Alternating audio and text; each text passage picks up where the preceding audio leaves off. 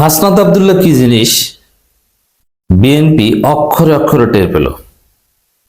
দর্শক, বিএনপির রাজনীতির হিসাব নিকাশ, সাজানো সংসার এনসিপি এলোমেলো করে দিল। হাসনাতকে বিএনপি চেনে না, হাসনাতকে চেনে না, শরীফ ওসমান হাদিকে চেনে না। বিএনপির প্রার্থী হাসনাত আব্দুল্লাহর আসনে কি নাম, মঞ্জুর নাকি, হাসনাতকে চেনে না, নাম শুনে নেই। অথচ হাসনাতকে পুরো পৃথিবী চিনত হাসিনা পতন আন্দোলনের সময়। হাসনাতের যে হুঙ্কার গর্জন, আন্দোলনের মূল লিডিং এই তো ছিল হাসনাত আব্দুল্লাহ। হাসনাতকে চিনে না, এখন ভালোভাবে চিনেছে। হাসনাতের আপিলে বিএনপির প্রার্থী যে হাসনাতকে চেনে না, তার প্রার্থিতা বাতিল। ঋণ খেলাপি, দুর্নীতিবাজ, চোর, ঋণ খেলাপি, এটা ওয়ান কাইন্ড অফ চুরি, ডাকাতি, যা বলেন। এমন চেনা চিনেছে, এখন তার ঘুম নাই। ঘুমের ঘরে স্বপ্ন দেখে লাভ দিয়ে উঠবে যে হাসনাত হাসনাত। স্ত্রী বলবে যে কি হাসনাত, কি হাসনাত এখানে আসলে কোথা থেকে, তুমি তো ঘরে, তুমি তো ঘুমাইতেছ। তারপর বলবে না না হাসনাত হাসনাত। অথবা হাসনাত আব্দুল্লাহ কি জিনিস ভালোভাবে চিনিয়ে দিল। বিএনপির মতো দল তাদের প্রার্থীটা নেই হাসনাতের আসনে। হাসনাত এগিয়ে গেল। হাসনাতের থাকলেও হাসনাতের জয় ওটা ওয়ান টুর ব্যাপার, এটা আমরা জানি, এটা নতুন বাংলাদেশের বাস্তবতা। তো দর্শক, আর একজন আছে আব্দুল আউয়াল মিন্টু, পুরো ভাবে আছে। হ্যাঁ, মার্কিন নাগরিক, টাকা পয়সা আছে, বাংলাদেশের সবচেয়ে ধনীদের মধ্যে একজন, আওয়ামী লীগের আত্মীয়, মাথায় টাক আছে, পুরো ভাব। আমার টাকা পয়সা এত, আর ছোট্ট ছোট্ট ফকির মিসকিন ছেলেরা আমাকে আটকানোর চেষ্টা করে, আমার ঘুম নষ্ট করে দেয়, রাগ হয়ে ব্লাডি সিটিজেন বলে গালি দেয়। কিন্তু লাভ হবে না। আপনি ব্লাডি সিটিজেন বলেন আর যে সিটিজেন বলেন, আপনার সংসার এনসিপি এলোমেলো করে দিবে। বাংলাদেশে কোনো বিদেশি নাগরিক, কোন ঋণ খেলাপি, কোন চোর, কোন বাটপার, কোন চান্দাবাজ নির্বাচনে জিততে পারবে না। আর বিদেশি নাগরিক হলে, ঋণ খেলাপি নির্বাচন করতেই পারবে না। এনসিপি ভোট করতেই দিবে না। আইনিভাবে সমাধান না হলে রাজপথে অবরোধের মাধ্যমে এসব বিদেশি নাগরিক এবং ঋণ খেলাপিদের তথ্য থাকা সত্ত্বেও যদি কাউকে প্রার্থী হতে দেয়া হয়, এনসিপি আন্দোলন করে হলেও সেটা বন্ধ করবে, এই ঘোষণা তা দিয়েছে। অতএব কাঁদো বিএনপি কাঁদো। মানে ভাবটা এরকম। আব্দুল আউয়াল মিন্টু কিন্তু ধনী মানুষ, ধনীরা এইসব গালি দেয়, ব্লাডি সিটিজেন, ফকিন্নির বাচ্চা। এই ফকিন্নির বাচ্চা গালিটা এটা ধনী ঢাকাইয়ে ধনীরা দেয়, আমি দেখেছি ছোটকাল থেকে।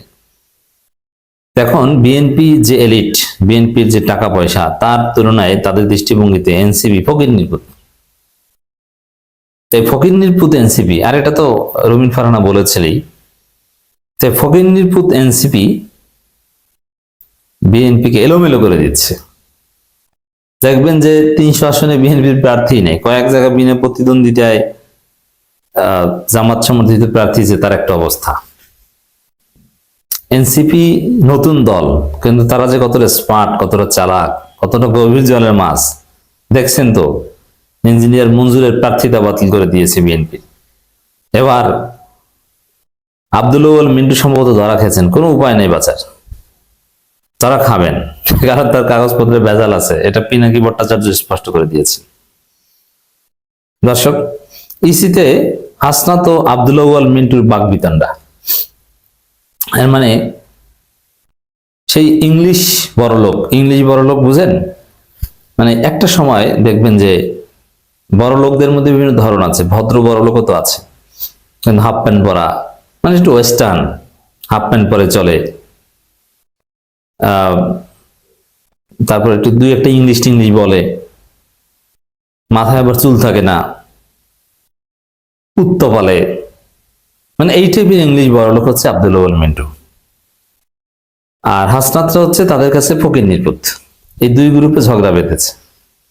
এই দুই গ্রুপে মারামারি তো 5 আগস্টেই ফাইনাল হয়েছে, আবার ওই মারামারি পুনরাবৃত্তি হচ্ছে।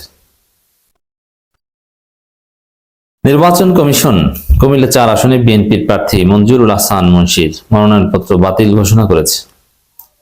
ঋণখেলাপির অভিযোগে তার মনোনয়ন বাতিল করেছে ইসি।